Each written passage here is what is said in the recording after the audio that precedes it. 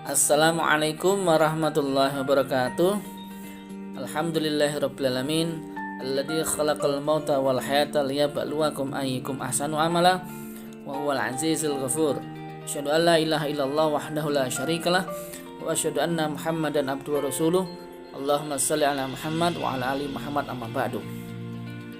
Qala Allah ta'ala fil Qur'anil Karim, a'udzu billahi minasyaitonir rajim.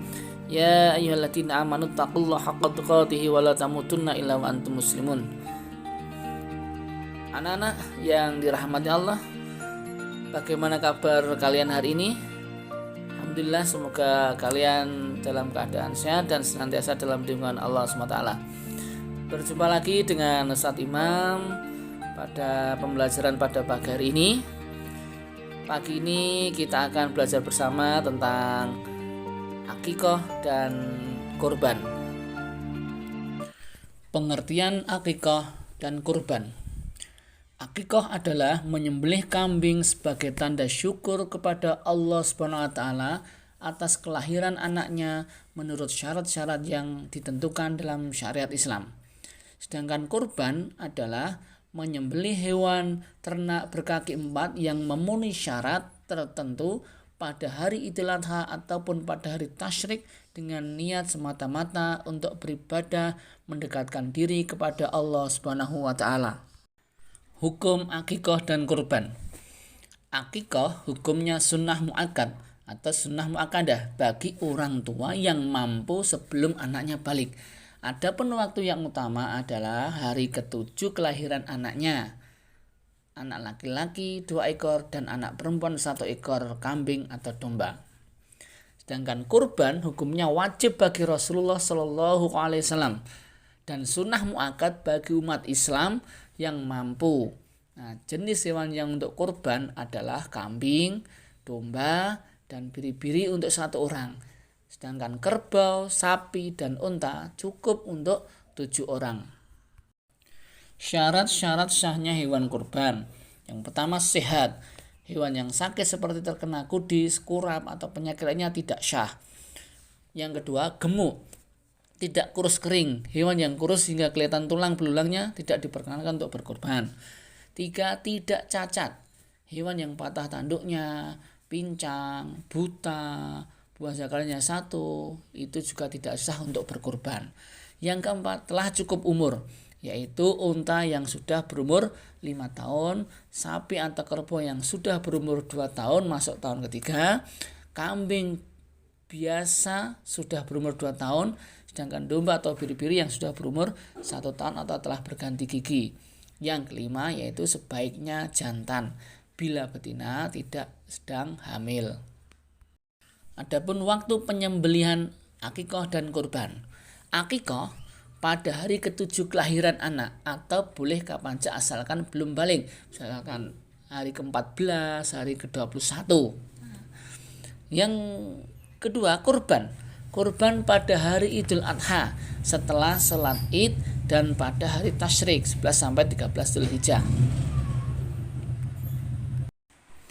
Pembagian daging akikoh dan kurban.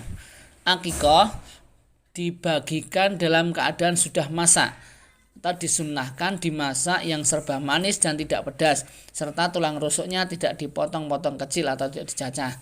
Sedangkan kurban dibagikan dalam keadaan mentah, boleh juga dalam keadaan matang. Catatannya, baik akikoh maupun kurban bila tidak nazar, yang berakikoh maupun yang kurban boleh ikut memakannya secukupnya, tidak lebih dari 1/3. Tetapi bila dinazarkan, tidak boleh mengambil bagian atau makannya walau sekecil apapun. Fungsi akikoh dan kurban. Yang pertama, sebagai wujud perwujudan rasa syukur dan berdimensi kemanusiaan. Yang kedua, menumbuhkan tali persaudaraan dan menghapus rasa kebencian.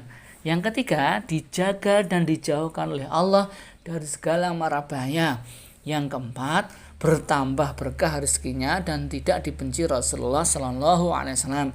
Yang kelima, akikoh membebaskan anak dari tergadai. Kurban dapat meringankan beban saat menuju ke padang mahsyar dan sebagainya. Belajar menyembelih hewan kurban. Apakah kamu ingin belajar menyembelih hewan kurban?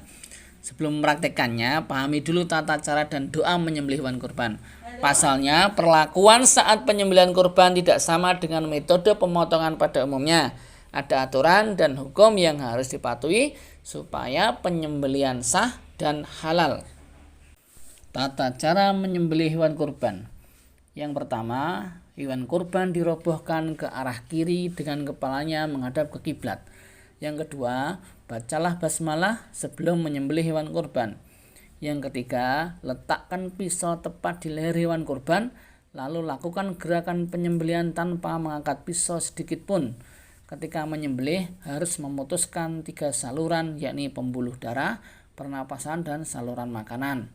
Yang keempat, setelah hewan benar-benar mati, kamu bisa melakukan proses selanjutnya.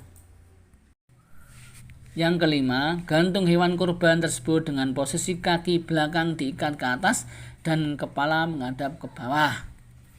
Tujuannya supaya darah bisa keluar secara sempurna. Yang keenam, ikat saluran makanan dan bagian anus. Cara ini dilakukan untuk memastikan isi lambung dan usus tidak mencemari daging. Yang ketujuh, lakukan pengulitan hewan secara bertahap, mulai dari membuat sayatan di tengah sepanjang kulit dada dan perut sampai kaki tengah. Yang kedelapan, jika pengulitan sudah selesai, berikutnya keluarkan isi rongga dada dan perut. Lakukan secara berhati-hati agar usus dan lambung tidak robek atau terkena goresan pisau. Yang kesembilan, ambil jeroan hewan kurban seperti hati, paru, limpa, jantung, ginjal, lambung, usus, dan esofagus. Yang ke-10, periksa kondisi daging, jeroan, dan kepala. Jika memungkinkan, pemeriksaan dilakukan oleh dokter hewan atau para medis. Yang ke-11, pindahkan daging ke tempat khusus atau kemasan daging menggunakan kantong plastik. Yang terakhir, untuk jeroan, cuci sampai bersih, upayakan limbah tidak dibuang ke sungai atau selokan. Baik anak-anak yang saya cintakan Allah, demikian materi pembelajaran kita pada hari ini tentang akikah dan kurban. Semoga bermanfaat untuk kita semua. Dan terakhir kita akhiri pembelajaran kita dengan baca alhamdulillah dan doa penutup majelis bersama. Alhamdulillahirabbil alamin, subhanakallahumma wa bihamdika asyhadu an la ilaha illa anta astaghfiruka wa atubu ilaik. Wal minkum. Assalamualaikum warahmatullahi wabarakatuh.